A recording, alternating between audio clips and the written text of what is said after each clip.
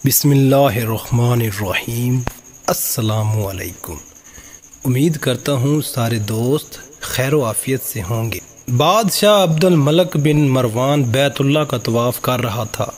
اس کی نظر ایک نوجوان پر پڑی جس کا چہرہ بہت پروقار تھا، مگر وہ لباس سے مسکین لگ رہا تھا۔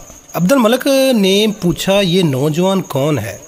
تو اسے بتایا گیا کہ اس نوجوان کا نام سالم ہے اور یہ سیدنا عبداللہ بن عمر رضی اللہ تعالی عنہ کا بیٹا اور سیدنا عمر بن خطاب رضی اللہ تعالی عنہ کا پوتا ہے۔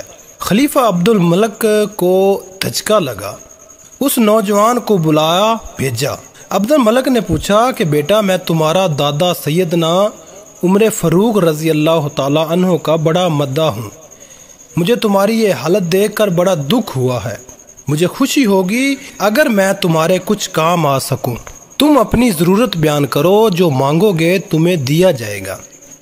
نوجوان نے جواب دیا، اے عبد الملک بادشاہ، میں اس وقت اللہ کے گھر بیت اللہ میں ہوں اور مجھے شرم آتی ہے کہ اللہ کے گھر میں بیٹھ کر کسی اور سے کچھ مانگوں۔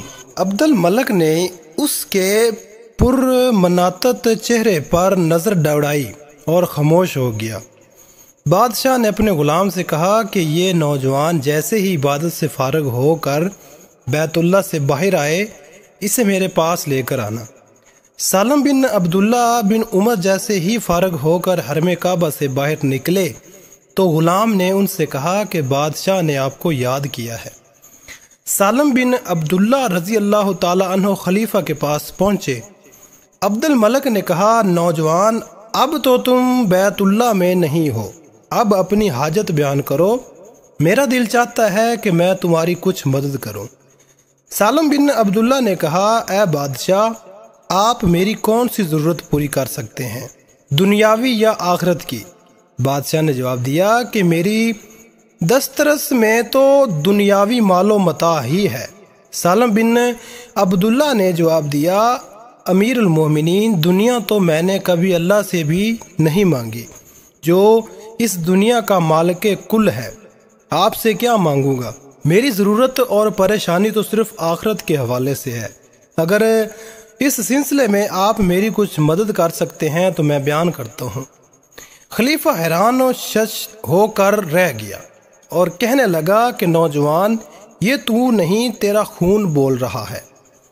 بادشاہ عبد الملک کو حیران اور شش چھوڑ کر عبداللہ رضی اللہ تعالی عنہ وہاں سے نکلے اور حرم سے ملحقہ گلی میں داخل ہوئے اور نظروں سے اوجھل ہو گئے۔ یوں ایک نوجوان حاکم وقت کو آخرت کی تیاری کا بہت اچھا سبق دے گیا۔ کیا آپ نے بھی آخرت کے بارے میں کچھ سوچا؟ نہیں سوچا تو اللہ کے واسطے ابھی اسی لمحے سے سوچیں، کیا پتہ اگلا لمحہ ہمیں نصیب ہو یا نہ ہو۔